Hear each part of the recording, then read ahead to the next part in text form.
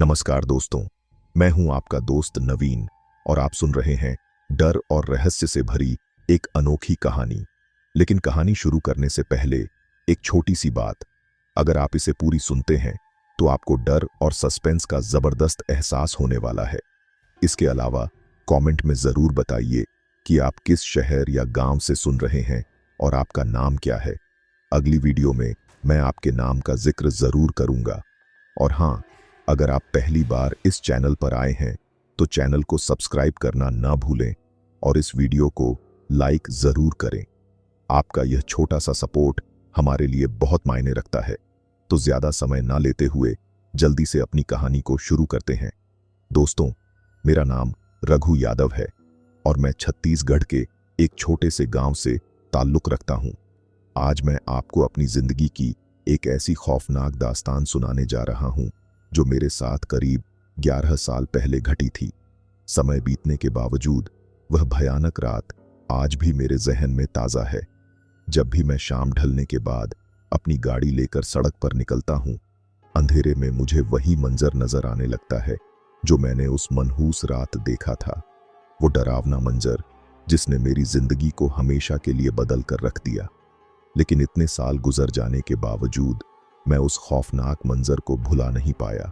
जाहिर है इसके पीछे कोई ना कोई गहरी वजह जरूर है और आज की इस कहानी में जैसे जैसे आप आगे बढ़ेंगे आपको खुद इसका एहसास हो जाएगा। ये घटना साल 2013 की है। तब तक मुझे सड़कों पर गाड़ी दौड़ाते हुए करीब 20 साल हो चुके थे, यानी मैं इस पेशे में काफी पुराना था। आज मेरी उम्र करीब 55 साल हो चुकी है। लेकिन जो कहानी मैं आपको सुनाने जा रहा हूं वो मेरे पूरे जीवन की सबसे खौफनाक घटना है। ऐसी घटना जिसने मेरी सोच, मेरा हौसला और मेरी जिंदगी हमेशा के लिए बदल दी। ये सब तब शुरू हुआ जब मेरे पिता के निधन के बाद पूरे घर की जिम्मेदारी मेरे कंधों पर आ गई। आर्थिक तंगी के कारण मुझे बहुत छोटी उम्र में ही सड़कों पर मेहनत करनी पड़ी। मैं ऑटो चलाने लगा, ठीक वैसे ही जैसे मेरे पिता कभी घोड़ा गाड़ी चलाया करते थे। अब शायद आप में से कई लोग सोच रहे होंगे कि घोड़ा गाड़ी या तांगा क्या होता है। तो बता दूं कि यह एक पुरानी समय की सवारी थी जिसे घोड़े या खच्चर द्वारा खींचा जाता था। गांवों और छोटे कस्बों में लोग सफर करने के लिए इसी का इस्तेमाल किया करते थे। जिस तरह से बैलगाड़ी और ऊंट गाड़ी होती हैं, उसी तरह घोड़ा गाड़ी भी हुआ करती थी जिसे लोग तांगा कहते थे। पुराने जमाने में यह सफर का बहुत लोकप्रिय साधन था और मेरे पिता भी इसे ही चलाया करते थे। लेकिन फिर एक दिन किस्मत ने ऐसा खेल खेला कि मेरे पिता हमेशा के लिए हमें छोड़कर चले गए। उनके जाने के बाद घर की सारी जिम्मेदारी मेरे कंधों पर आ गई, क्योंकि घर में कमाने वाला और कोई नहीं था और मैं अपने भाई बहनों में सबसे बड़ा था। मेरी माँ दूसरों के घरों में काम करके थोड़ा बहुत पैसा कमा लेती थीं, लेकिन उससे हमारा गुजारा नहीं चलता था। इसलिए पिता के गुजरने के बाद शुरुआत के कुछ महीनों तक मैंने भी उनकी घोड़ा गाड़ी ही चलाई ताकि घर की जरूरतें पूरी कर सकूं। समय धीरे धीरे बदल रहा था। पहले जो लोग तांगे में सफर किया करते थे, अब वे ऑटो रिक्शा को ज्यादा पसंद करने लगे थे। इसका असर यह हुआ कि तांगा चलाने वालों की आमदनी धीरे धीरे कम होने लगी। जब मैंने देखा कि अब सवारियां तांगे के बजाय ऑटो रिक्शा लेना पसंद कर रही हैं, तो मैंने भी हालात को समझते हुए फैसला किया कि अब बदलाव जरूरी है। मैंने अपनी घोड़ा गाड़ी चलाकर कुछ पैसे बचाए और कुछ समय बाद एक पुराना ऑटो रिक्शा खरीद लिया। धीरे धीरे मैंने वह पुराना ऑटो चलाना शुरू किया और मेहनत करते करते एक नया ऑटो भी खरीद लिया। लेकिन साल 2013 आते आते मेरा नया ऑटो भी पुराना और जर्जर हो चुका था। पर सिर्फ ऑटो ही नहीं बदला था, मेरी पूरी जिंदगी भी बदल चुकी थी। तब तक मेरी शादी हो चुकी थी, मेरे 2 बच्चे थे और मेरे सभी भाई बहन अपने अपने घर बसा चुके थे। अब मैं सिर्फ अपनी पत्नी और बच्चों के साथ एक अलग घर में रहता था और अपनी छोटी सी दुनिया में खुश था। समय के साथ जिंदगी में और भी बदलाव आ गए थे। अब तक मेरी माँ भी इस दुनिया को अलविदा कह चुकी थीं, यानी उनका भी देहांत हो गया था। घर की जिम्मेदारियां अब पूरी तरह मेरे कंधों पर आ चुकी थीं। एक दिन की बात है, बरसात का मौसम था और रात के करीब 10 बज रहे थे। मैं रोज की तरह अपना ऑटो चलाकर घर लौटा, लेकिन जैसे ही दरवाजे के अंदर कदम रखा तो माहौल कुछ अजीब सा लगा। मेरे बच्चे दौड़ते हुए मेरे पास आए और घबराए हुए बोले, पापा, मम्मी को बहुत तेज बुखार है। उन्होंने आज कुछ भी नहीं खाया और खाना भी नहीं बनाया। जब मैंने अपने बच्चों के मुंह से यह सुना तो मैं फौरन कमरे में गया और देखा कि मेरी पत्नी अनामिका की हालत बेहद खराब थी। मैं उसके पास गया तो पाया कि उसका पूरा शरीर तेज बुखार से तप रहा था और ठंड भी उसे बुरी तरह सता रही थी। यह देखते ही मैंने कहा, रीमा, तुम्हें पास के किसी अस्पताल या डॉक्टर के पास ले चलता हूं, वहां तुम्हारा सही इलाज हो सकेगा। लेकिन उसने कमजोर आवाज में जवाब दिया, इतनी मूसलाधार बारिश में आप मुझे कहां लेकर जाएंगे? रीमा ने थकी हुई आवाज में कहा, और ऑटो में तो वैसे भी साइड से बारिश का पानी अंदर आ जाता है। ऐसे में भीग कर मैं और भी ज्यादा बीमार हो जाऊंगी। आप तो घर में जो दवाइयां पड़ी हैं उन्हीं में से मुझे कुछ दे दीजिए। रीमा की बात सुनकर मैंने उसकी इच्छा का सम्मान किया और घर में रखी दवाई में से उसे एक गोली दे दी। फिर मैंने एक कपड़ा गीला करके उसके माथे पर रखा ताकि उसके शरीर की गर्मी कम हो और बुखार थोड़ा उतर सके। इसके बाद मैं उसके सिरहाने बैठकर बार बार उस कपड़े को पानी में भिगोकर उसके माथे पर लगाता रहा, इस उम्मीद में कि जल्द ही उसे राहत मिलेगी। लेकिन तभी रीमा मुझसे कहती है, अभी मैं थोड़ी ठीक महसूस कर रही हूं, लेकिन बच्चों को बहुत भूख लगी है। आज तुम्हें ही खाना बनाना पड़ेगा। उसकी यह बात सुनकर मैं मुस्कुराते हुए कहता हूं, कोई बात नहीं, तुम चिंता मत करो, मैं फटाफट तुम्हारे और बच्चों के लिए कुछ स्वादिष्ट बना देता हूं। यह कहकर मैं रसोई में जाता हूं और आटा गूंथने लगता हूं। तभी तेज बारिश के बीच अचानक हमारे घर की डोरबेल बजती है। यह कहते हुए जैसे ही मैंने दरवाजा खोला तो देखा कि बाहर तेज बारिश में भीग चुकी एक लड़की खड़ी थी। वह करीब 19-20 साल की लग रही थी और सिर से पांव तक पानी में भीग चुकी थी। उसे इस हालत में देखकर मुझे एहसास हुआ कि शायद वह कहीं दूर से पैदल चलकर यहां तक आई होगी, लेकिन मैंने उसे पहले कभी नहीं देखा था। इसलिए मैं थोड़ा हैरान होकर उससे पूछता हूं, तुम कौन हो और इस वक्त यहां क्या कर रही हो? मेरे इतना पूछते ही वह लड़की घबराई हुई आवाज में बोली, अंकल, मैं आपके घर के सामने से गुजर रही थी और मैंने बाहर आपका यह ऑटो खड़ा देखा। क्या यह ऑटो आपका है? उसकी बात सुनकर मैंने जवाब दिया, हाँ, यह मेरा ही ऑटो है। मेरे इतना कहते ही वह लड़की जल्दी से बोली, तो प्लीज आप अभी के अभी अपने ऑटो से मेरे घर चलिए। मेरी मम्मी की तबीयत बहुत ज्यादा खराब है और उन्हें तुरंत अस्पताल ले जाने की जरूरत है। लड़की की घबराई हुई आवाज से उसकी परेशानी साफ झलक रही थी, लेकिन मैं भी बेबस था। मैंने अफसोस भरे लहजे में कहा, बेटा, मैं समझ सकता हूं, लेकिन अभी मैं ऑटो लेकर नहीं जा सकता। तुम्हारी मम्मी की तरह ही मेरी बीवी की तबीयत भी बहुत ज्यादा खराब है। मैंने जैसे ही उस लड़की से कहा कि यहाँ कई घरों में लोग ऑटो रखते हैं, वह घबराई हुई आवाज में बोली, अंकल, अगर मेरी माँ को जल्दी अस्पताल नहीं ले जाया गया तो वह मर जाएंगी। उसकी बेबसी और डर उसके शब्दों में साफ झलक रहा था, लेकिन मैं असमंजस में था। मैंने उसे शांत करने की कोशिश की और कहा, बेटा, इस गली में कई लोग हैं जिनके पास ऑटो है, तुम किसी और से मदद मांग लो, कोई ना कोई जरूर मिल जाएगा। जैसे ही मैंने उस लड़की से यह बात कही, वह अचानक गुस्से में बोल पड़ी, नहीं, मुझे इसी रिक्शे से जाना है, मैं अपनी माँ को इसी में लेकर जाऊंगी। उसकी यह जिद देखकर मैं थोड़ा हैरान रह गया और मन ही मन सोचने लगा, यह लड़की तो बड़ी अजीब है।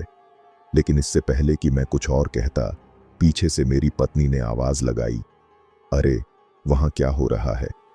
उसकी आवाज सुनकर मैंने उसकी तरफ देखा। वह अपने कमरे से बाहर आ रही थी।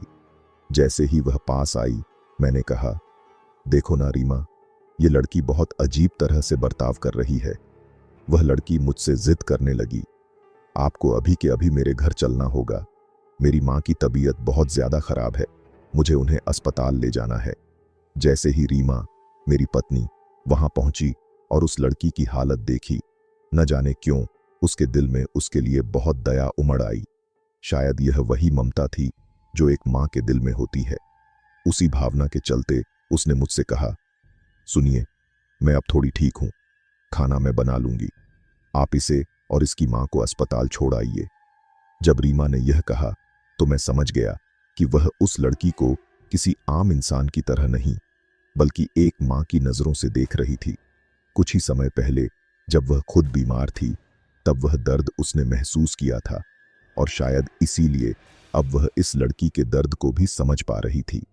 जिस तरह कुछ समय पहले मेरे अपने बच्चे रीमा के लिए परेशान हो रहे थे, ठीक वैसे ही शायद वह लड़की भी अपनी मां के लिए चिंतित थी। मैंने उससे पूछा, बेटा, तुम्हारे घर में तुम्हारी मां का ध्यान रखने के लिए और कोई नहीं है? वह हल्के से मुस्कुराई और बोली, नहीं अंकल, हमारे घर में सिर्फ मैं और मेरी मां ही रहते हैं। जब वह यह कह रही थी, उसकी मासूमियत उसके चेहरे पर साफ झलक रही थी। उसकी भोली शक्ल देखकर कोई भी उस पर दया कर बैठता। ऐसा लग रहा था जैसे उसके शब्दों में ही नहीं बल्कि उसकी आंखों में भी दर्द छिपा था। उसकी मासूम शक्ल देखकर मैं भी नरम पड़ गया और कहा, ठीक है, तुम यहीं 2 मिनट रुको, मैं अभी कपड़े बदल कर आता हूं, फिर तुम्हारे घर चलते हैं। यह कहकर मैं अपने कमरे में चला गया और रीमा, मेरी पत्नी, रसोई में जाकर खाना बनाने लगी। जब मैं कपड़े बदलकर वापस निकला तो एक अजीब सा नजारा देखा। वह लड़की अब मेरे घर के आंगन के बिल्कुल बीच में खड़ी थी। उसकी आंखें स्थिर थीं और वह बिना पलक झपकाए रीमा की तरफ घूर रही थी, जैसे कुछ खोज रही हो या शायद कुछ सोच रही हो। जैसे ही मैंने उससे पूछा, अरे तुम अंदर कैसे आ गई, तो वह अचानक अपनी घूरती हुई नजरों को बदलकर फिर से एक मासूम भोली भाली शक्ल बना लेती है और तुरंत ही बोल पड़ती है, अंकल प्लीज जल्दी चलिए, मेरी मां की तबीयत बहुत ज्यादा खराब है। यह कहकर वह अचानक पलटी और मेरे आगे आगे बाहर की ओर बढ़ने लगी। लेकिन तभी मुझे एक अजीब सी बात महसूस हुई। वह चलने के बजाय किसी बड़े इंसान की तरह तेज कदमों से बढ़ रही थी।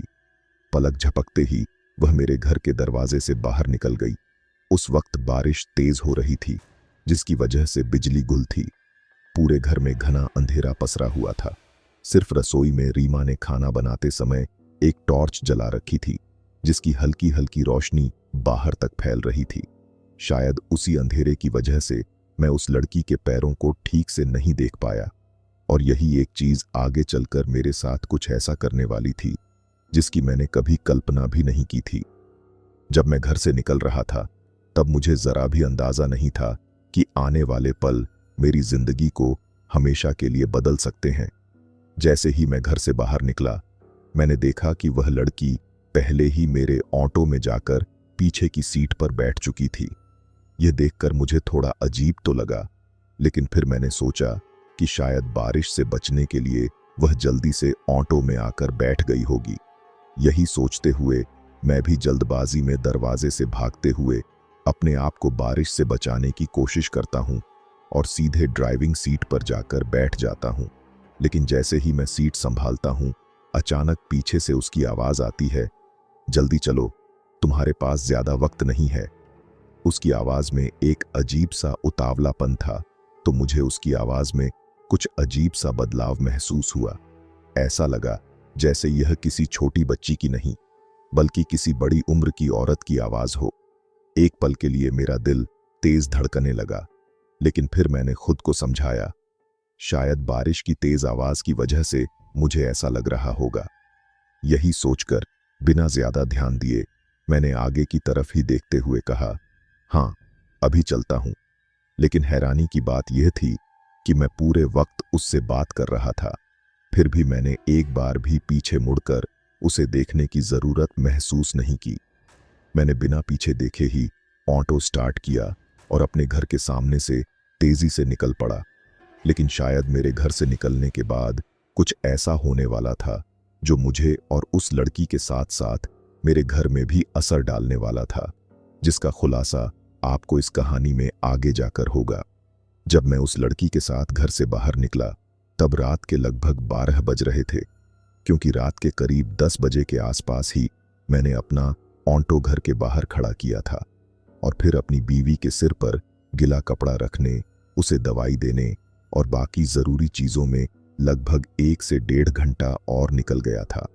जब वह लड़की मेरे पास आई और मैंने कपड़े बदले तो उन सभी चीजों को मिलाकर लगभग 2 घंटे का वक्त निकल चुका था।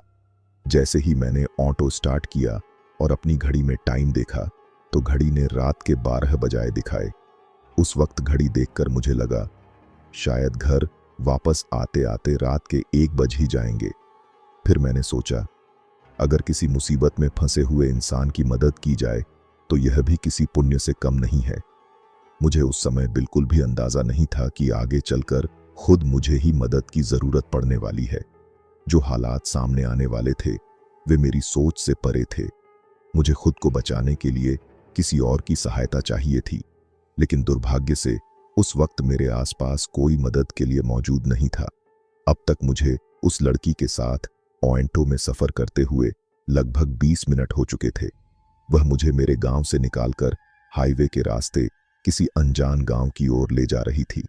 मैं ऑटो चलाते चलाते बिना उसकी ओर देखे ही पूछता हूं, बेटा तुम्हारा गांव यहां से कितनी दूर है? वह जवाब देती है, बस थोड़ी ही दूर है, आप बस चलते रहिए। वह लड़की पीछे बैठी बैठी मुझे जिस दिशा में मुड़ने को कहती, मैं बिना किसी सवाल के उसी ओर ऑटो मोड़ देता। लेकिन तभी मेरे दिमाग में एक अजीब ख्याल आता, आखिर यह लड़की इतनी दूर बारिश में चलकर कैसे आई, और अगर आई भी तो सीधा मेरे घर ही क्यों पहुंची? इस सवाल का जवाब उस वक्त मुझे बिल्कुल भी समझ नहीं आ रहा था। लेकिन तभी मेरी नजर गई। वह लड़की मुझे हाईवे से हटाकर एक संकरी उजाड़ सड़क की ओर ले जा रही थी। उसने कहा कि यह रास्ता किसी गांव की ओर जाता है, लेकिन वह सड़क अब बुरी तरह टूटी फूटी थी। मुझे अपना ऑटो बेहद धीमी रफ्तार में चलाना पड़ रहा था। तब तक मैं लगभग 9 से 10 किलोमीटर का सफर तय कर चुका था। जैसे जैसे रास्ता लंबा होता जा रहा था वैसे वैसे मेरे मन में शक भी बढ़ता जा रहा था। मुझे समझ नहीं आ रहा था कि आखिर मैं इस लड़की के साथ आया ही क्यों। अगर मुझे पहले से पता होता कि वह मुझे इतनी दूर इस भयानक बारिश में कहीं अनजान जगह ले जाने वाली है तो शायद मैं उसके साथ कभी नहीं आता। लेकिन अब जब मैं यहां तक आ ही चुका था तो बिना उसकी मदद किए वापस लौटना भी सही नहीं लग रहा था। फिर भी मेरे दिमाग में बार बार एक ही सवाल घूम रहा था, आखिर यह लड़की इतनी दूर बारिश में पैदल कैसे आई? क्या इसे रास्ते में कोई और नहीं मिला जो इसकी मदद कर सकता? और सबसे अहम बात, इसने सिर्फ मेरे ही घर पर आकर मुझसे ऑटो चलाने की जिद क्यों की? शायद मेरे इन सवालों का जवाब मुझे बहुत जल्द मिलने वाला था। लेकिन जैसे ही सच मेरे सामने आने वाला था उसी पल मेरे पैरों तले जमीन खिसकने वाली थी, डर के मारे। मुझे जरा भी अंदाजा नहीं था कि आगे चलकर मेरे साथ ऐसा कुछ होने वाला है जिसके बारे में मैं उस घनी अंधेरी रात में सोच भी नहीं सकता था। मैं बस ऑटो चलाए जा रहा था, ये सोचे बिना कि इस वक्त मेरे साथ कोई डरावनी घटना भी घट सकती है। मुझे यह ख्याल तक नहीं आया कि जिसे मैंने अपने ऑटो में बैठा रखा है वह मेरे लिए एक खतरा भी हो सकती है। मेरे दिमाग में ऐसे विचार उस वक्त बिल्कुल नहीं आ रहे थे। मैं बस उस टूटी फूटी सड़क पर घने जंगल की ओर उस लड़की के साथ बढ़ता चला जा रहा था।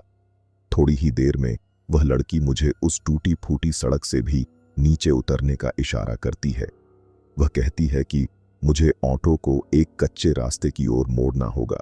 लेकिन इस बार मुझे अजीब सा एहसास होता है, आखिर वह मुझे इतनी देर से यूं ही इधर उधर क्यों घुमा रही है? बारिश तेज हो चुकी थी और मैं अब और इंतजार नहीं करना चाहता था। मैंने ऑटो रोक दिया और पीछे मुड़कर उससे सवाल करने ही वाला था, आखिर तुम मुझे कहां ले जा रही हो? लेकिन जैसे ही मैंने पीछे मुड़कर उसकी ओर देखा, मेरी आंखें फटी की फटी रह गईं। मेरा कलेजा डर के मारे मुंह को आ गया। उस पल मेरे हाथ पैर अजीब तरीके से कांपने लगे। मैं डर के मारे हकलाने लगा। शब्द मेरे गले में अटक गए और आवाज कांपने लगी। जैसे ही मैंने पीछे मुड़कर देखा, मेरी आंखें डर से फटी रह गईं। वह लड़की जो कुछ देर पहले एक मासूम और भोली सी लग रही थी, अब किसी भयानक खौफनाक चीज में बदल चुकी थी। उसका चेहरा हर तरफ से खून टपक रहा था। उसकी त्वचा जली हुई लग रही थी, जैसे किसी ने उसे आग में झोंक दिया हो। वह अब कोई आम इंसान नहीं लग रही थी, वह कुछ और थी, कुछ ऐसा जिसे देखकर मेरी रूह कांप उठी। वह लड़की अचानक मेरी तरफ देखकर अजीब तरीके से मुस्कुराने लगी और उस मुस्कान में कुछ ऐसा था जो मेरे दिल में डर का एक और लहर दौड़ा गया। जब मैंने उसे इस तरीके से मुस्कुराते हुए देखा तो मुझे यह समझ में आ गया कि अब मैं एक बहुत बड़ी मुसीबत में फंस चुका हूं। डर के मारे मुझे अपनी आवाज पर नियंत्रण पाना मुश्किल हो रहा था। फिर भी मैंने उससे कांपते हुए पूछा, कौन हो तुम और मुझे यहां क्यों लेकर आई हो? उसके चेहरे पर एक डरावनी हंसी के बाद उसने गुस्से से गुर्राते हुए कहा, जो कह रही हूं वही करो, वरना अपनी जान की कीमत चुकानी पड़ेगी। अगर अपनी जान बचाना चाहता है तो चुपचाप इस ऑटो को उसी जगह लेकर चल जहां मैं कहती हूं, वरना यहीं पर तुझे मौत के घाट उतार दूंगी। अब जब यह बात मेरे दिमाग में आई तो एक अजीब सा सवाल पैदा हुआ। आखिर किसी भूतनी या डायन को अस्पताल ले जाने की क्या जरूरत हो सकती है? अगर यह लड़की कोई रहस्यमयी आत्मा थी तो क्या इसकी मां भी वैसी ही होगी? और अगर हां, तो क्या भूत प्रेत भी अस्पताल जाते हैं? यह सब सोचकर मेरे रोंगटे खड़े हो गए। लेकिन उस वक्त मेरी पहली प्राथमिकता सिर्फ और सिर्फ अपनी जान बचाना थी। डर के मारे मैं वही करता जा रहा था जैसा वह लड़की मुझसे कह रही थी। मेरा दिमाग सुन्न था और मेरे हाथ बस ऑटो चलाने में लगे थे। हर बीतते पल के साथ मेरा डर और बढ़ता जा रहा था। मेरी नजरें सामने के रास्ते पर थीं, लेकिन दिमाग में बस एक ही ख्याल घूम रहा था, अगर यह सच में कोई दुष्ट आत्मा हुई तो कहीं यह अचानक पीछे से मेरी गर्दन न पकड़ ले और फिर एक झटके में उसे तोड़ न दे। अब आप लोग सिर्फ इस कहानी को सुन रहे हैं, लेकिन उस भयानक एहसास को महसूस करना तो दूर, उसकी कल्पना तक नहीं कर सकते। जब उस लड़की की असली सच्चाई मेरे सामने आई तो जो खौफ मैंने महसूस किया वो शब्दों में बयां करना नामुमकिन है। मैं ऑटो चला रहा था, लेकिन मेरे हाथ कांप रहे थे। मेरा दिमाग सुन्न था और हर पल एक अजीब सा डर मेरे अंदर समा रहा था। सोचिए, जब किसी को यह एहसास हो कि उसके साथ कोई इंसान नहीं बल्कि एक भयानक रूह बैठी है और फिर भी उसे आगे की तरफ देखकर गाड़ी चलानी पड़ रही हो, तो उस इंसान पर क्या गुजर रही होगी। उस वक्त मेरी सबसे बड़ी चुनौती थी खुद को काबू में रखना। आप शायद इसकी सिर्फ कल्पना कर सकते हैं, लेकिन जो डर मैंने महसूस किया उसे पूरी तरह समझ पाना मुश्किल है। हर पल मुझे ऐसा लग रहा था जैसे मौत बस मेरे सिर पर मंडरा रही हो, जैसे किसी भी वक्त सब कुछ खत्म हो सकता है।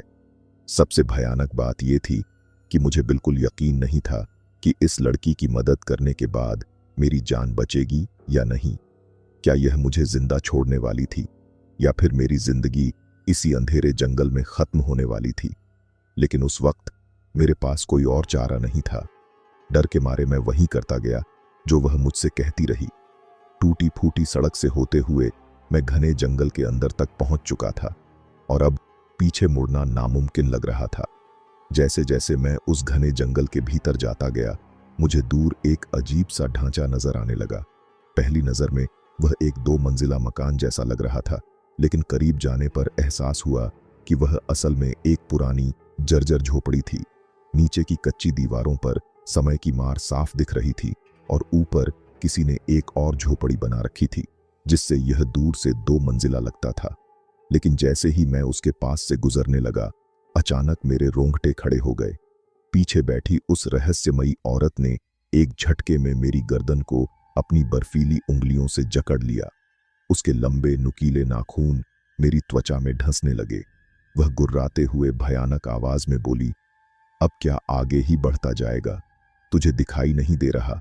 मेरा घर आ गया। जैसे ही उसने अपनी ठंडी सख्त उंगलियों से मेरी गर्दन को जकड़ा, मेरा पूरा शरीर एक कबूतर की तरह फड़फड़ाने लगा। मैं दोनों हाथों से उसके नुकीले नाखूनों को हटाने की कोशिश कर रहा था, लेकिन मेरी हर कोशिश बेकार जा रही थी। मेरे हाथ कांप रहे थे और जब मैंने अपनी उंगलियों से उसके नाखूनों को पकड़ने की कोशिश की तो एक भयानक एहसास हुआ। उसके नाखून इतने तीखे थे कि मेरी उंगलियां खुद ही कट गईं। तेज जलन और दर्द के साथ खून बहने लगा। ऐसा लग रहा था जैसे वे नाखून किसी लोहे की धारदार तलवार से भी ज्यादा खतरनाक थे। लेकिन यह तो सिर्फ शुरुआत थी, क्योंकि जब उसने मेरी गर्दन पर अपनी पकड़ और मजबूत की तो उसकी धारदार उंगलियों के दबाव से मेरी गर्दन की त्वचा भी फटने लगी। गर्म खून मेरी शर्ट के कॉलर तक पहुंच चुका था। मुझे तड़पता हुआ देखकर अचानक उसने एक झटके में मेरी गर्दन छोड़ दी। लेकिन यह कोई आम रिहाई नहीं थी। उसने इतनी जोर से धक्का दिया कि मेरा सिर सीधा जाकर ऑटो के आगे वाले शीशे से टकराया। टक्कर इतनी जबरदस्त थी कि मेरी आंखों के आगे अंधेरा छा गया। सिर में तेज झंझनाहट होने लगी और चारों ओर सब कुछ घूमता सा महसूस हो रहा था। अगर उस वक्त सामने का शीशा टूट जाता तो कांच के टुकड़े सीधे मेरी आंखों में घुस सकते थे। शुक्र था कि वह बच गया, लेकिन सिर की चोट से मेरा पूरा शरीर कांपने लगा था। मुझे तड़पता छोड़कर वह डायन धीरे धीरे ऑटो से उतरी। उसकी चाल ठंडी और अजीब थी, मानो उसे मेरी तकलीफ से कोई फर्क ही नहीं पड़ा हो। बिना पलटे वह उस जर्जर झोपड़ी की ओर बढ़ने लगी और मैं बस उसे जाते हुए देखता रह गया, अपनी जगह पर बेबस बैठा हुआ। जैसे ही वह उस जर्जर झोपड़ी के भीतर गई, आसमान में अचानक जोर से बिजली कड़की। रात के अंधेरे में तेज बारिश हो रही थी और बिजली की चमक ने कुछ पलों के लिए पूरे जंगल को रोशनी से भर दिया। उसी पल मेरी नजर उस लड़की के पैरों पर पड़ी और मेरी रूह कांप उठी। वे पैर किसी इंसान के नहीं थे, वे पूरी तरह उल्टे थे। उसकी एड़ियां आगे की तरफ थीं और पंजे पीछे मुड़े हुए थे, जैसे किसी खौफनाक प्राणी के हों। एक पल के लिए मेरे दिमाग ने मानने से इनकार कर दिया कि यह सच हो सकता है। मेरा पूरा शरीर सुन्न हो गया था। अब तक जो शक था वह हकीकत में बदल चुका था। यह कोई आम लड़की नहीं थी, लेकिन मैं अभी भी उलझन में था। आखिर ये कौन थी? कोई डायन या फिर कोई और भी खतरनाक चुड़ैल? लेकिन वह चाहे जो भी हो, डायन, चुड़ैल या कुछ और, मुझे अब हर हाल में अपनी जान बचानी थी। जैसे ही वह झोपड़ी के अंदर गई, एक पल के लिए मेरे मन में ख्याल आया कि बिना कुछ सोचे समझे ऑटो स्टार्ट करूं और पूरी ताकत से यहां से भाग जाऊं। इस खौफनाक जंगल से जितनी जल्दी हो सके बाहर निकल जाऊं। लेकिन अगले ही पल मैंने खुद से सवाल किया, मैं जाऊंगा कहां? तेज बारिश पूरे जंगल को डरा देने वाली आवाज के साथ गिर रही थी। रास्ता सुनसान और अनजान था और मैं इसे ठीक से जानता भी नहीं था। अगर मैं भागता तो कहीं भटक जाता और शायद हालात और भी खराब हो सकते थे। लेकिन तभी मेरी नजर ऑटो के आगे के शीशे के पास पड़ी। वहां लकड़ी के एक छोटे से बॉक्स के ऊपर रखा मेरा फोन बार बार वाइब्रेट कर रहा था। उसकी स्क्रीन की हल्की रोशनी अंधेरे में चमक रही थी। मेरे दिल की धड़कन तेज हो गई। कौन हो सकता है इस वक्त? जैसे ही मैंने स्क्रीन की तरफ देखा, मुझे एहसास हुआ कि मैंने तो किसी को कॉल ही नहीं किया था। तो फिर यह कॉल आ कहां से रहा था? और उससे भी ज्यादा जरूरी सवाल, मैंने अब तक किसी को कॉल क्यों नहीं किया? इतनी भयानक चीजें मेरे साथ हो रही थीं और मुझे यह सबसे पहले किसी को बताना चाहिए था। आखिर मेरे दिमाग में यह बात पहले क्यों नहीं आई? हड़बड़ाहट में मैंने कांपते हाथों से फोन उठाया। जब मैंने फोन उठाया और स्क्रीन पर नजर डाली तो मेरे होश उड़ गए। कॉल किसी और का नहीं, बल्कि मेरी पत्नी रीमा का था। मैंने बिना एक पल गंवाए फोन उठाया और हड़बड़ाते हुए बोलने की कोशिश करने लगा। लेकिन इससे पहले कि मैं कुछ कह पाता, सामने से रीमा की घबराई हुई आवाज आई। वह घबराहट में तेज तेज बोल रही थी, रघु, तुम कहाँ हो? मुझे तुम्हारी बहुत चिंता हो रही है। तुम्हारे जाने के बाद घर में जो हुआ है उसे देखकर मेरी तो रूह ही कांप गई है। उसकी आवाज में इतनी दहशत थी कि मेरे रोंगटे खड़े हो गए। आखिर घर में ऐसा क्या हुआ था? अब उसकी बात सुनकर मेरे रोंगटे खड़े हो गए। मैंने बिना कोई और बात किए रीमा से सीधा पूछ लिया, क्या हुआ रीमा? उसने कांपती आवाज में जवाब दिया, घर के आंगन में किसी के पैरों के निशान दिख रहे हैं, लेकिन वो पूरी तरह खून से सने हुए हैं। इतना सुनते ही मेरे हाथ पैर ठंडे पड़ गए। लेकिन असली झटका तब लगा जब उसने कहा, ये पैरों के निशान उल्टे हैं। मैंने घबराकर पूछा, तुम्हें कैसे यकीन हुआ कि ये निशान उल्टे हैं? रीमा ने मेरी ओर डर भरी निगाहों से देखा और कहा, क्योंकि ये निशान सिर्फ बाहर जाने के हैं, अंदर आने के कोई निशान ही नहीं। मतलब जो भी इस घर में दाखिल हुआ था, या तो उसके पैर जमीन पर पड़े ही नहीं, या फिर वो कोई ऐसा था जिसके पैर इंसानों जैसे नहीं थे। शायद वो जो भी था इस घर में दाखिल होने के बाद कभी वापस गया ही नहीं। जैसे ही रीमा ने ये बात मुझसे कही, पीछे से अचानक कांच टूटने की तेज आवाज आई। इससे पहले कि मैं कुछ समझ पाता, फोन कट चुका था। मेरे हाथ पैर सुन्न पड़ गए। क्या रीमा किसी मुसीबत में पड़ गई? कहीं वो खौफनाक साया इस घर में ही ना हो?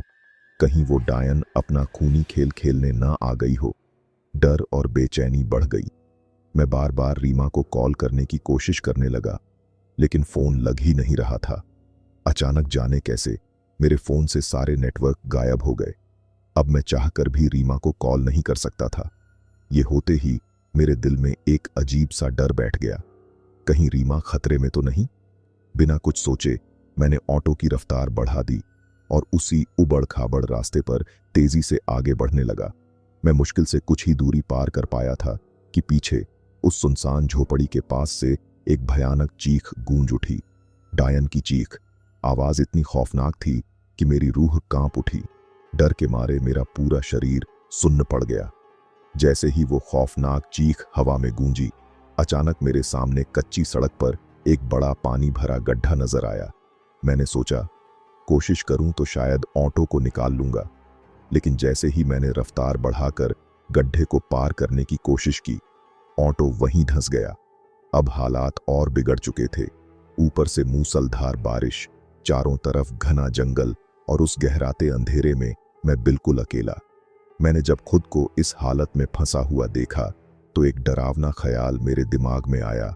शायद आज मैं यहां से जिंदा नहीं निकल पाऊंगा। शायद मेरी किस्मत यहीं आकर खत्म होने वाली थी। मैं बार बार ऑटो का एक्सेलरेटर दबा रहा था, पूरी ताकत से उसे आगे बढ़ाने की कोशिश कर रहा था, लेकिन कुछ भी काम नहीं आ रहा था। तभी मेरे ठीक बगल से एक अजीबोगरीब हंसी की आवाज आई। वो हंसी किसी आम इंसान की नहीं थी।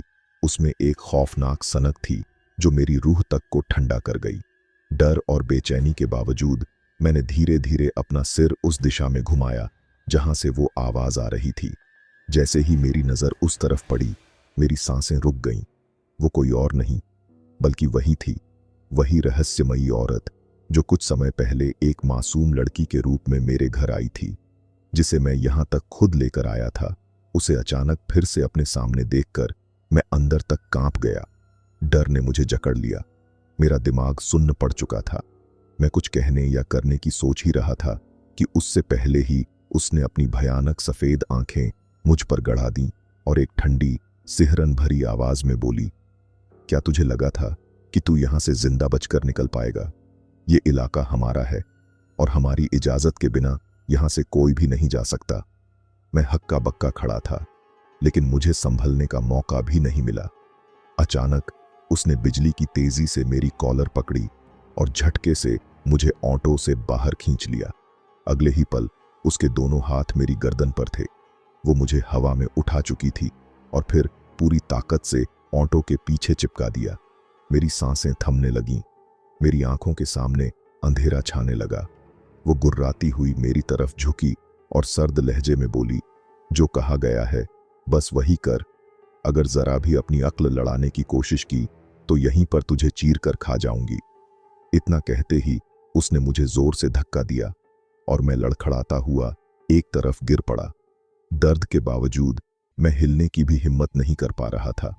इसके बाद उसने अपने एक हाथ से ऑटो की तरफ हाथ बढ़ाया और झटके में उसे पानी से भरे गड्ढे से खींच लिया।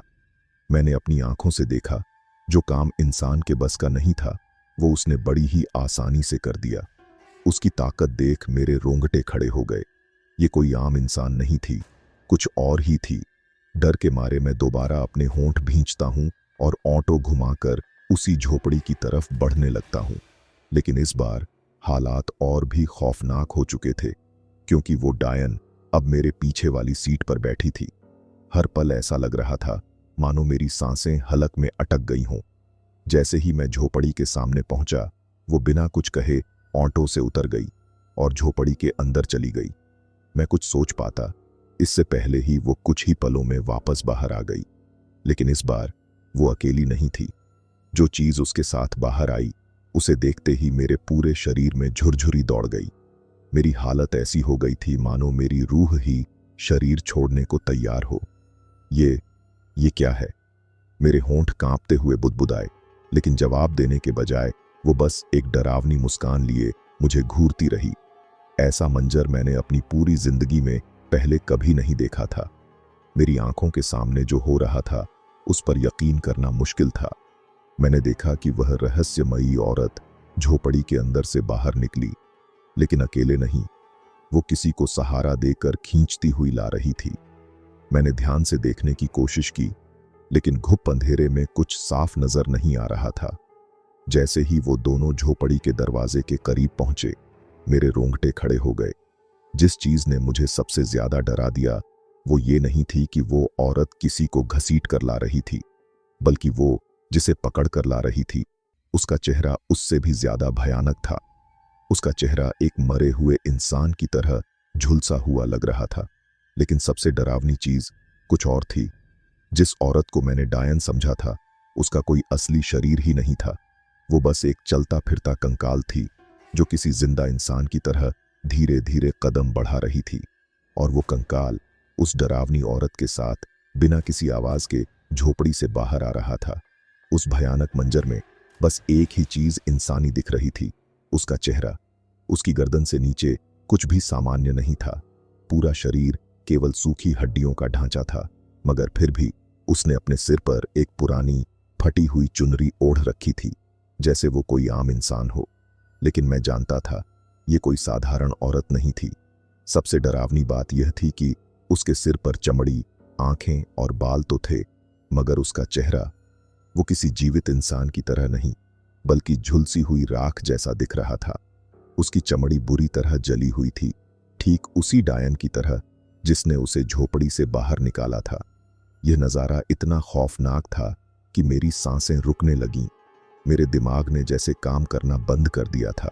मैं इस बात को समझ ही नहीं पा रहा था कि मैं किसी और ही दुनिया का गवाह बन चुका हूं। क्या कोई कंकाल भी जिंदा इंसानों की तरह चल सकता है? लेकिन उस वक्त जो चीज सबसे ज्यादा खौफनाक थी वो यह कि वो कंकाल सिर्फ चल ही नहीं रहा था, बल्कि बोल भी रहा था। हाँ, वो हड्डियों का ढांचा जो किसी औरत का था, किसी जिंदा इंसान की तरह उस डायन से बातें कर रहा था। उसकी आवाज खुरदुरी और गूंजती हुई थी, जैसे किसी गहरे कुएं से आ रही हो। तूने बहुत देर कर दी, वह कंकाल जैसी औरत गुर्राई। मैं कब से तेरा इंतजार कर रही थी।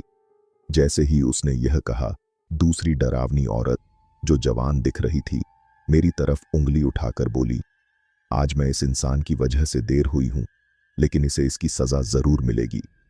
फिर वो दोनों एक दूसरे से अजीब सी गुर्राती आवाजों में बात करने लगीं। उनकी बातचीत सुनकर मेरी रूह कांप उठी, लेकिन इससे पहले कि मैं कुछ समझ पाता वो दोनों धीरे धीरे मेरे ऑटो की ओर बढ़ने लगीं और फिर बिना किसी हड़बड़ी के आकर पिछली सीट पर बैठ गईं। और फिर जैसे ही उन दोनों ने मुझे वहां से जाने के लिए कहा, मैं बिना एक पल गंवाए अपना ऑटो स्टार्ट करता हूं और तेजी से उस जंगल से बाहर निकलने की कोशिश करता हूं। मगर तभी मुझे एहसास हुआ कि कुछ अजीब हो रहा है। मेरे हाथ पैर इतनी जोर से कांप रहे थे कि मुझे लग ही नहीं रहा था कि मैं खुद ऑटो चला रहा हूं। ऐसा लग रहा था जैसे मेरे शरीर ने काम करना बंद कर दिया हो। मैं बस आगे की सीट पर जड़ होकर बैठा था, मानो किसी लकवे के मरीज की तरह।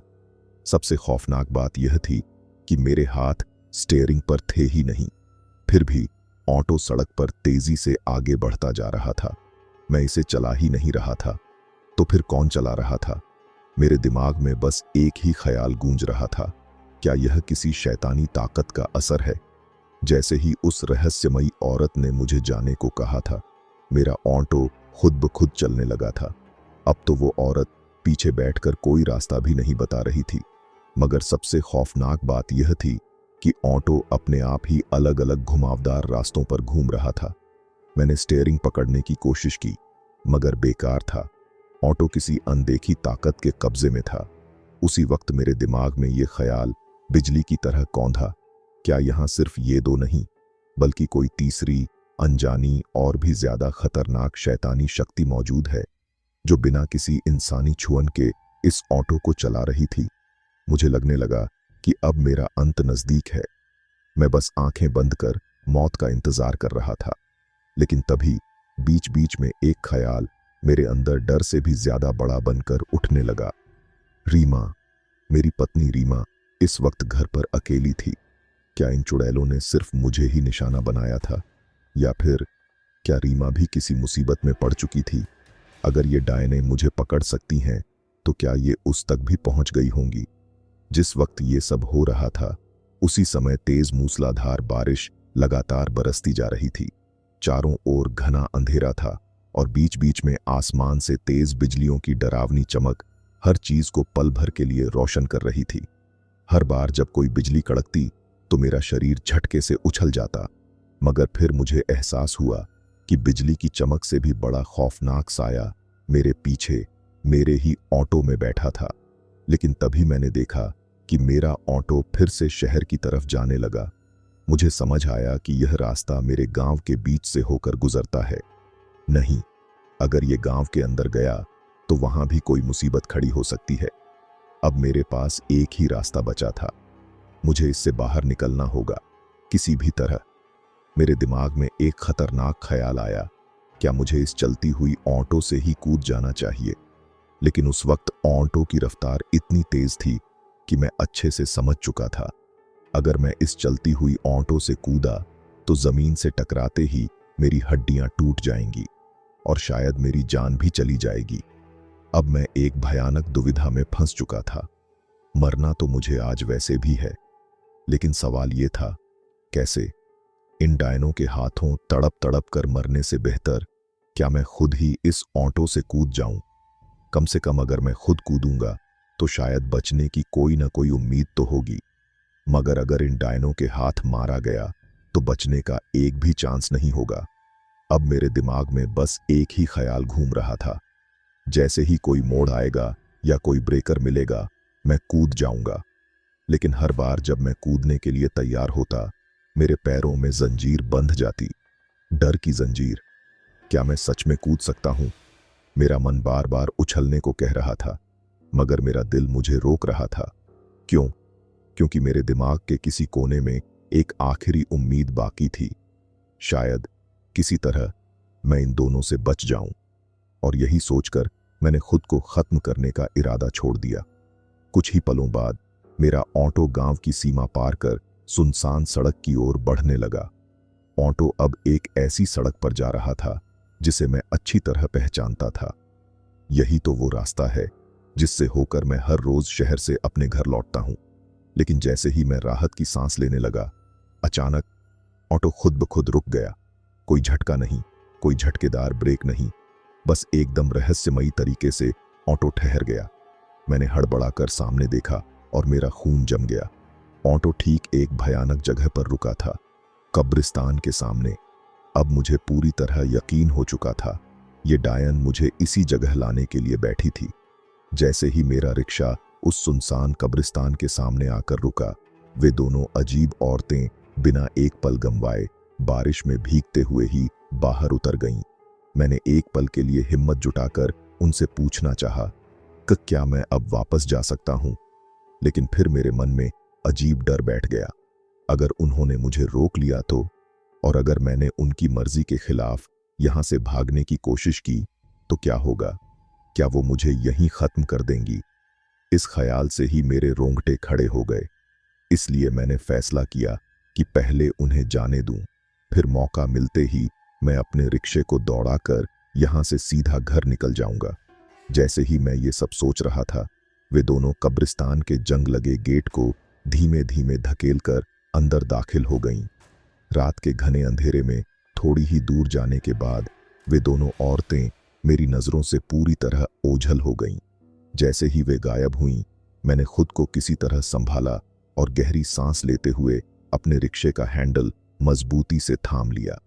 मैंने बिना वक्त गंवाए ऑटो को घुमाया और तेजी से उसी सड़क की ओर बढ़ने लगा जो मुझे मेरे घर तक ले जाने वाली थी। जितनी तेज रफ्तार में मैं चला सकता था, उतनी तेज मैंने अपने ऑटो को भगाना शुरू कर दिया। मैं अभी मुश्किल से आधा रास्ता ही तय कर पाया था, कब्रिस्तान और मेरे घर के बीचों बीच, और तभी पीछे से किसी की आवाज आई। ये कोई दूर से आती हुई गूंज नहीं थी, ये तो मेरे ऑटो की पिछली सीट से आई थी।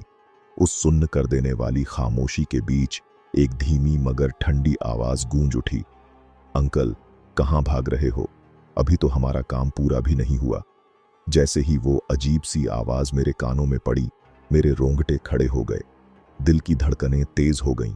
मैंने कांपते हाथों से ऑटो का हैंडल मजबूती से पकड़ा, लेकिन दिमाग में बस एक ही ख्याल था, ये कैसे हो सकता है? डर और घबराहट के बीच मैंने हिम्मत जुटाई और चलते ऑटो में ही धीरे धीरे गर्दन घुमाकर पीछे देखा, और जो देखा उसने मेरे होश उड़ा दिए। वो वही लड़की मेरी ऑटो की पिछली सीट पर बैठी थी, मगर इस बार उसका चेहरा विकृत या डरावना नहीं था। वो बिल्कुल वैसे ही मासूम और भोली शक्ल में बैठी थी जैसे जब पहली बार मेरे घर आई थी और मुझसे मदद मांगी थी। लेकिन अब मैं उसकी हकीकत जान चुका था। मेरा गला सूख गया, हाथ पैर कांपने लगे। उस पल ऐसा लगा जैसे मेरी रूह ही शरीर से बाहर निकल जाएगी। मैं कांपते हुए सोचने लगा, ये फिर से मेरे साथ कैसे बैठ गई? मैंने सोचा था कि शायद अब मैं उस लड़की से छुटकारा पा चुका हूं, लेकिन जैसे ही मैंने उसे फिर से अपनी ऑटो की पिछली सीट पर बैठे देखा, मेरी घबराहट चरम पर पहुंच गई। दिल की धड़कनें तेज हो गईं, दिमाग सुन्न होने लगा। लेकिन तभी कुछ ऐसा हुआ जिसने मेरी उलझन और बढ़ा दी। मैंने धीरे धीरे सामने लगे रियर व्यू मिरर में झांका, जिससे पीछे वाली सीट साफ दिखाई देती थी, और जो देखा उसने मेरी सांसें रोक दी। ऑटो की पिछली सीट पूरी तरह खाली थी, वहां कोई नहीं था। लेकिन जब मैंने सीधे अपनी आंखों से पीछे मुड़कर देखा था, तो वो लड़की वहीं बैठी थी। अब मैं खुद ही उलझ गया। क्या वो सच में वहां थी, या ये सिर्फ मेरा वहम था? एक पल के लिए मैंने खुद को समझाने की कोशिश की, शायद वो अब मेरा पीछा छोड़कर जा चुकी है। लेकिन तभी एक अजीब बात मेरे दिमाग में आई। भटकी हुई आत्माएं कभी भी किसी आईने में नहीं दिखती, उनकी कोई परछाई भी नहीं पड़ती। जैसे ही ये ख्याल मेरे मन में आया, मेरे शरीर में ठंडी लहर दौड़ गई। इसका मतलब वो लड़की अब भी मेरे साथ थी। इस बात को पूरी तरह से कंफर्म करने के लिए मैंने धीरे धीरे गर्दन घुमाई और सीधे पीछे देखा। पीछे की सीट पूरी तरह खाली थी। मेरा दिल जो अभी तक सीने में उछल रहा था, अब थोड़ी राहत महसूस करने लगा। शायद वो अब सच में जा चुकी है। यह सोचकर मेरे चेहरे पर हल्की सी राहत आई। जैसे ही मैंने राहत की सांस लेते हुए दोबारा सामने की ओर देखा, मेरा पूरा शरीर सुन्न पड़ गया। मेरे ऑटो के ठीक सामने सड़क के बीचों बीच वो दोनों खड़ी थीं, एक वही लड़की और दूसरी कंकाल जैसी विकृत शक्ल वाली वो डरावनी औरत। उनकी आंखें सीधे मेरी तरफ थीं, जैसे मुझे रोकने के लिए पहले से ही इंतजार कर रही हों। मुझे कुछ समझ आता, उससे पहले ही सब कुछ पलक झपकते ही बदल गया। मैंने घबराकर ब्रेक लगाने की कोशिश की, लेकिन तब तक बहुत देर हो चुकी थी। धड़ाम! मेरा ऑटो सीधे उन दोनों से टकरा गया। लेकिन यह कोई मामूली टक्कर नहीं थी। ऐसा महसूस हुआ जैसे मैंने किसी बस या ट्रक में जोरदार टक्कर मार दी हो। झटके से मेरी पकड़ हैंडल से छूट गई और अगले ही पल हर तरफ अंधेरा छा गया। जैसे ही जोरदार टक्कर हुई, मेरा ऑटो पूरी ताकत से उछलकर धड़ाम से सड़क के किनारे जा गिरा। सामने का पूरा हिस्सा बुरी तरह पिचक गया था और मैं अंदर ही फंस गया। तेज झटके की वजह से सिर पर गहरी चोट आई, लेकिन असली तकलीफ तब हुई जब मैंने अपने पैर की तरफ देखा। मेरा एक पैर बुरी तरह कट चुका था। कटाव इतना गहरा था कि वहां से खून लगातार बह रहा था। लाल धार सड़क पर फैलती जा रही थी। दर्द असहनीय था। मैं वहीं सड़क पर पड़ा जोर जोर से चीखने लगा, मदद के लिए चिल्लाने लगा, लेकिन वहां दूर दूर तक कोई नहीं था। बारिश लगातार तेज हो रही थी और ठंडी हवा के झोंकों से मेरा शरीर सुन्न होने लगा। और तभी सड़क के दूसरी ओर से दो काली बिल्लियां तेजी से मेरी ओर दौड़ती हुई दिखीं। मेरे पास आते ही वे दोनों काली बिल्लियां मुझे अजीब नजरों से घूरने लगीं। उनकी आंखों में एक अजीब सी चमक थी, मानो वे किसी अनहोनी का संकेत दे रही हों। कुछ ही पलों बाद उन्होंने अपने खुरदुरे जीभ से मेरे जख्मी पैर से टपकते खून को चाटना शुरू कर दिया। हर बार जब वे खून चाटतीं, तो उनकी नजरें सीधे मेरी आंखों में झांकने लगतीं। मैं दर्द से पहले ही बेहाल था, लेकिन यह सब देखकर मेरे रोंगटे खड़े हो गए। मुझे समझ नहीं आ रहा था कि मेरे साथ यह सब क्या और क्यों हो रहा है। तभी दूर से आती एक सफेद कार की हेडलाइट्स दिखाई दी। वो बहुत तेजी से मेरी तरफ बढ़ रही थी और अचानक मेरे पास आकर रुक गई। मैंने सोचा शायद कोई मेरी मदद के लिए आया है। शायद उस रास्ते से गुजरने वाले लोगों ने मेरा उलटा पड़ा ऑटो देखा होगा। सड़क के बीचों बीच इस हालत में पड़ा देखकर और मेरी चीखें सुनकर शायद वे मदद के लिए रुके होंगे। अभी मैं यह सब सोच ही रहा था कि तभी मूसलाधार बारिश के बीच उस सफेद कार का एक खिड़की का शीशा धीरे धीरे नीचे सरकने लगा। जैसे ही शीशा पूरी तरह नीचे हुआ, मेरी नजर कार के अंदर गई। वहां ड्राइवर सीट पर एक जवान लड़की थी और उसके ठीक बगल में एक अधेड़ उम्र की औरत बैठी थी। जैसे ही शीशा पूरी तरह नीचे सरका, कार में बैठी लड़की ने मेरी तरफ देखा और फिर पास बैठी अधेड़ उम्र की महिला से बोली, मम्मी देखो ना, ये कितनी बुरी हालत में है। महिला ने भी मुझे गौर से देखा और कहा, हाँ बेटा, लगता है किसी चीज से टकराने के कारण इसका एक्सीडेंट हो गया है, हमें इसकी मदद करनी चाहिए। फिर उसने कार से ही ऊंची आवाज में मुझसे कहा, बेटा उठकर हमारी गाड़ी में पीछे बैठ जाओ, हम तुम्हें अस्पताल तक छोड़ देंगे। जब तुम्हारा इलाज हो जाए तब वापस आकर अपना ऑटो ले जाना। उस औरत के मुंह से ये शब्द सुनकर मेरे मन में एक उम्मीद जागी। शायद ये दोनों मेरी मदद के लिए ही यहां रुकी थीं। मेरे पैर में गहरी चोट थी और चलना मुश्किल हो रहा था। किसी तरह हिम्मत जुटाकर मैं उनकी गाड़ी के पीछे वाली सीट पर जा बैठा, लेकिन दर्द इतना असहनीय था कि मैं खुद को पूरी तरह संभाल भी नहीं पा रहा था। फिर भी मैंने अपनी आवाज को जितना हो सके दबाने की कोशिश की। मुझे डर था कि अगर मैं जोर जोर से कराहने लगा तो शायद ये लोग घबरा जाएं और मुझे बीच रास्ते में ही छोड़ दें। जैसे ही मैं गाड़ी में बैठा, अचानक वो कार तेज रफ्तार से सुनसान सड़क पर दौड़ पड़ी। माहौल अजीब था। गाड़ी चलते हुए बस 2-4 मिनट ही हुए थे, लेकिन उन चंद पलों में अंदर एक अजीब खामोशी छाई हुई थी। तभी मेरी बगल में बैठी एक मध्यम उम्र की औरत ने मेरी तरफ देखते हुए सवाल किया, आखिर तुम्हारे साथ हुआ क्या था? ये हादसा कैसे हुआ? उसकी आवाज में चिंता थी, लेकिन दर्द की वजह से मेरा जवाब देना भी मुश्किल हो रहा था। फिर भी हिम्मत जुटाकर मैंने पूरे वाकये की शुरुआत से लेकर अंत तक उसे सब कुछ बता दिया। मैंने उसे बताया कि कैसे एक रहस्यमयी औरत मेरे घर एक मासूम लड़की का रूप धारण करके आई थी और धीरे धीरे मुझे अपने जाल में फंसा लिया। फिर जब मैं किसी तरह वहां से भागा तो रास्ते में उसका असली चेहरा सामने आया। उसी के कारण मेरा ऑटो दुर्घटनाग्रस्त हुआ और मैं इस हालत में पहुंच गया। एक पैर बुरी तरह जख्मी था और खून लगातार बह रहा था। मेरी बात खत्म होते ही वो औरत अचानक गंभीर हो गई। फिर एक पल बाद उसने भौहें चढ़ाते हुए कहा, तुम कैसी बेतुकी बातें कर रहे हो? इस जमाने में भी कोई ऐसी चीजों पर यकीन करता है? वो औरत मेरी तरफ संदेह भरी नजरों से देखती है और कहती है, मैं इन सब बातों पर यकीन नहीं करती। मुझे लगता है तुमने नशा कर रखा है और शायद उसी वजह से तुम्हारा ऑटो हादसे का शिकार हुआ। उसकी बात सुनकर मैं झट से जवाब देता हूं, नहीं नहीं मेम साहब, मैं बिल्कुल सच कह रहा हूं। मैंने कभी शराब को हाथ तक नहीं लगाया, तो पीने का तो सवाल ही नहीं उठता।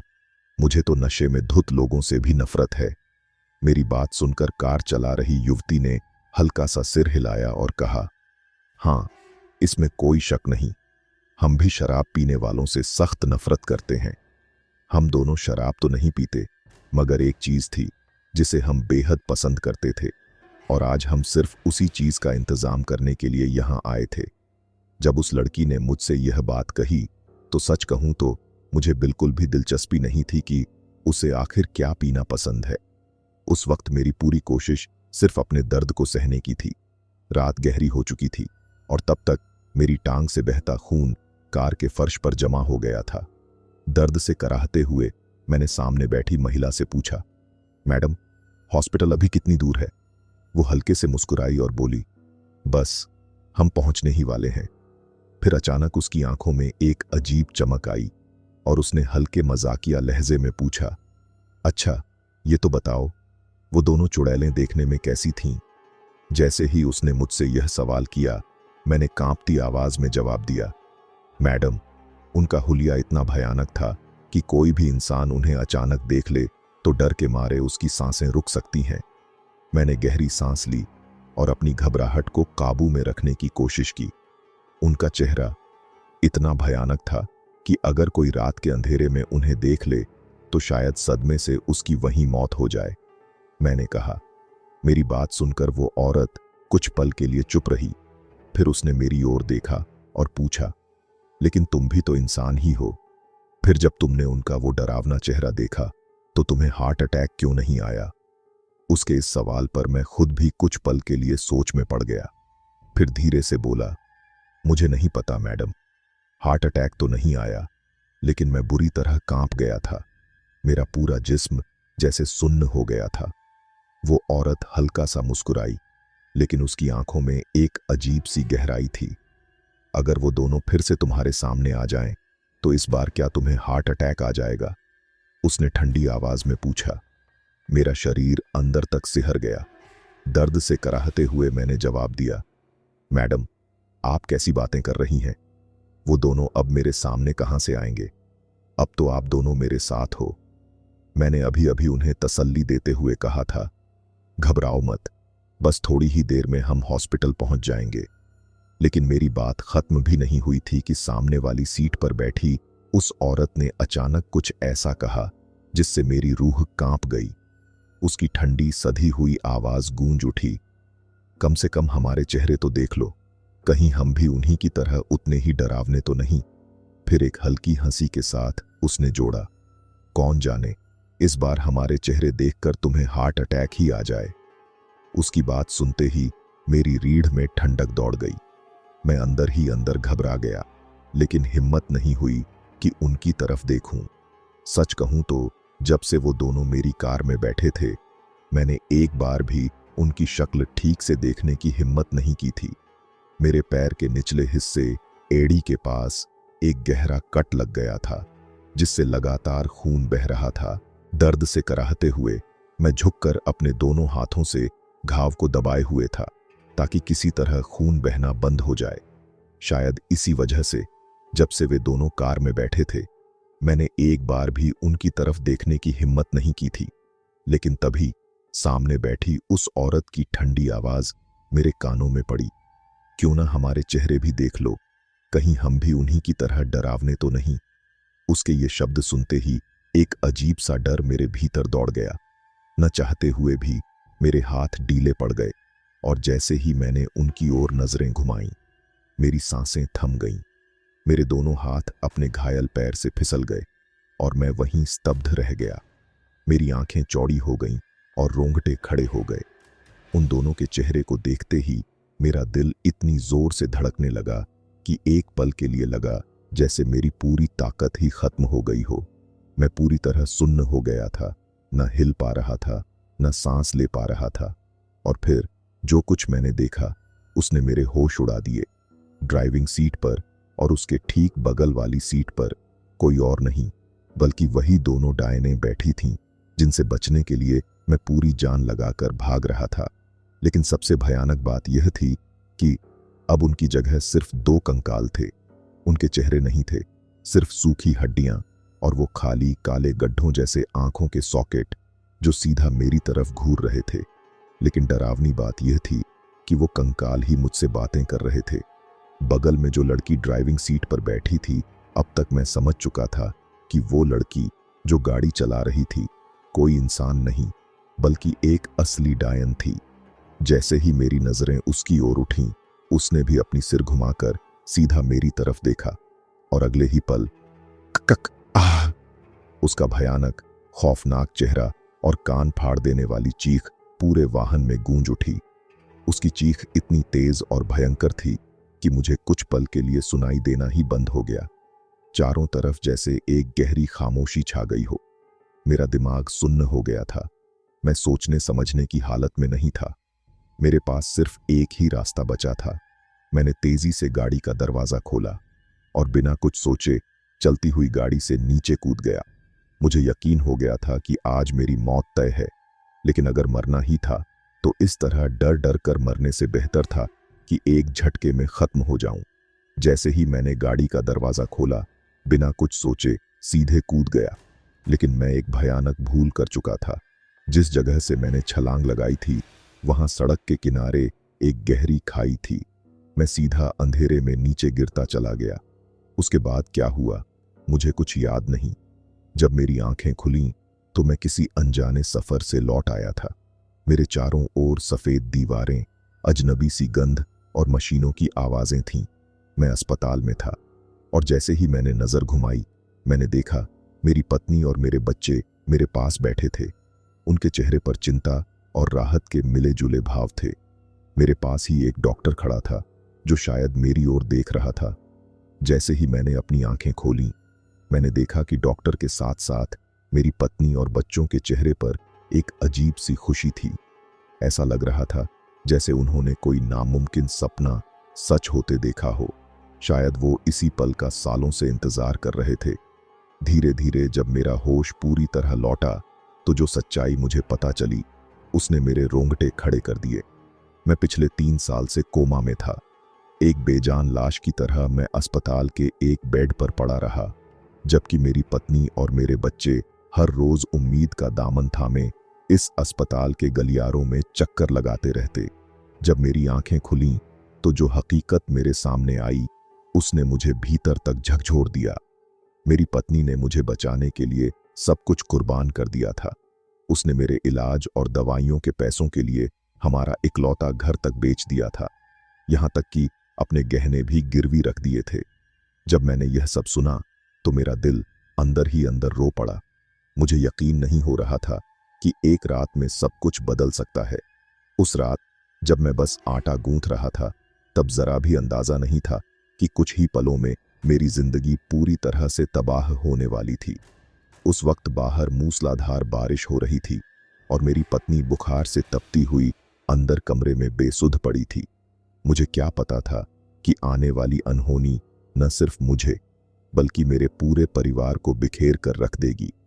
उस वक्त मैं रसोई में खाना बनाने में व्यस्त था और मेरी पत्नी भी अपने काम में लगी हुई थी। हमें दोनों को जरा भी अंदाजा नहीं था कि कुछ ही पलों में हमारी जिंदगी ऐसा मोड़ लेने वाली है जो हमें 3 साल के लिए एक दूसरे से अलग कर देगा। अब आप में से कई लोग सोच रहे होंगे कि अगर मैं यहां खड़ा आपसे यह कहानी सुना रहा हूं तो फिर अलग होने की बात क्यों कर रहा हूं। तो मैं आपको साफ बता दूं, भले ही मेरा जिस्म उन 3 सालों तक उनके पास था, लेकिन मैं खुद जाने कहां खो चुका था। मेरा शरीर तो बस एक जिंदा लाश की तरह उस अस्पताल के बिस्तर पर पड़ा था। सांसें चल रही थीं, लेकिन आत्मा जैसे कहीं और भटक रही थी। होश में आने के बाद जब मेरे घर वालों ने मुझसे पूछा कि उस भयानक रात मेरे साथ क्या हुआ था, तो मैं साफ साफ सब कुछ याद कर पा रहा था। इसलिए मैंने उन्हें हर एक बात बिना किसी झिझक के बता दी। लेकिन जो बात मेरी पत्नी ने मुझे बताई उसने मेरी रूह तक हिला दी। उसने कहा, उस रात जब मैंने आपको फोन किया था और बताया था कि घर में किसी के उल्टे पैरों के खून से सने निशान हैं, तब अचानक पीछे की ओर एक जोरदार आवाज हुई। जैसे ही वो मुड़ी तो देखा हमारे घर की एक लाइट अपने आप फूट चुकी थी। कांच के टुकड़े चारों ओर बिखर चुके थे और उसी वक्त आपका फोन भी अचानक कट गया। मैंने कई बार दोबारा कॉल करने की कोशिश की, लेकिन हर बार यही सुनने को मिला, नेटवर्क क्षेत्र से बाहर है। डर और बेचैनी के बीच जैसे ही मैंने पीछे मुड़कर देखा, मेरी रूह कांप गई। हमारे घर के एक कोने में रखी कुर्सी पर कोई बैठा था, एक लड़की। लेकिन वो कोई आम लड़की नहीं थी। उसका चेहरा पूरी तरह खून से सना हुआ था और उसकी आंखें अजीब सी चमक रही थीं। मैंने थोड़ा और गौर से देखा और मेरी सांसें थम गईं। वो कोई और नहीं बल्कि वही लड़की थी जिसे कुछ घंटे पहले ही आप रात में उसकी बीमार मां को अस्पताल ले जाने के लिए अपने ऑटो में बिठाकर निकले थे। जब मैंने उस भयानक लड़की को कुर्सी पर बैठे देखा तो मेरे दिमाग में बस एक ही सवाल आया, यह तो कुछ ही देर पहले आपके साथ गई थी, फिर यहां कैसे आ सकती है। डर के मारे कांपते हुए मैंने हिम्मत जुटाई और पूछा, तुम कौन हो। मेरे सवाल के साथ ही उसका रूप और भी भयावह होने लगा। उसकी आंखें गहरी काली हो गईं और चेहरा और भी ज्यादा डरावना दिखने लगा। कुछ ही सेकंड में वह अचानक से गायब हो गई, मानो वहां कभी थी ही नहीं। यह सब देखकर मेरी हालत खराब हो गई। मैं घबराते हुए भागकर अपने बच्चों के कमरे की ओर दौड़ी। जैसे ही अंदर पहुंची, देखा कि दोनों गहरी नींद में थे, बिल्कुल सुरक्षित। उन्हें सही सलामत देखकर भी मेरा डर कम नहीं हुआ। मैंने झटपट उन्हें नींद से जगाया और गोद में उठाकर घर से बाहर निकल आई। सीधा पड़ोस में सरोज काकी के घर की ओर भागी। सरोज काकी ने मुझे घबराया हुआ देखा तो तुरंत अंदर बिठाया और पानी पिलाया। जब मैंने उन्हें सारी बात बताई कि कैसे वह डरावनी लड़की अचानक गायब हो गई और मुझे ऐसा लगा कि वो मुझे फंसाकर कहीं ले जाना चाहती थी, तो उनके चेहरे पर चिंता की लकीरें उभर आईं। वह एक पल को चुप रहीं, फिर बोली, बेटा, यह कोई आम साया नहीं है। यह किसी बुरी शक्ति का असर है जिसने तुम्हें पहले ही अपना शिकार बना लिया था। यह सुनते ही मेरी रूह कांप गई। लेकिन सरोज काकी ने बिना वक्त गंवाए अपने भाई को फोन लगाया। उनका भाई काली माता का बहुत बड़ा उपासक था और ऐसे मामलों में गहरी समझ रखता था।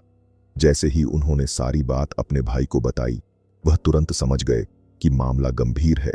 उन्होंने हमें आश्वासन दिया कि कोई अनहोनी न हो।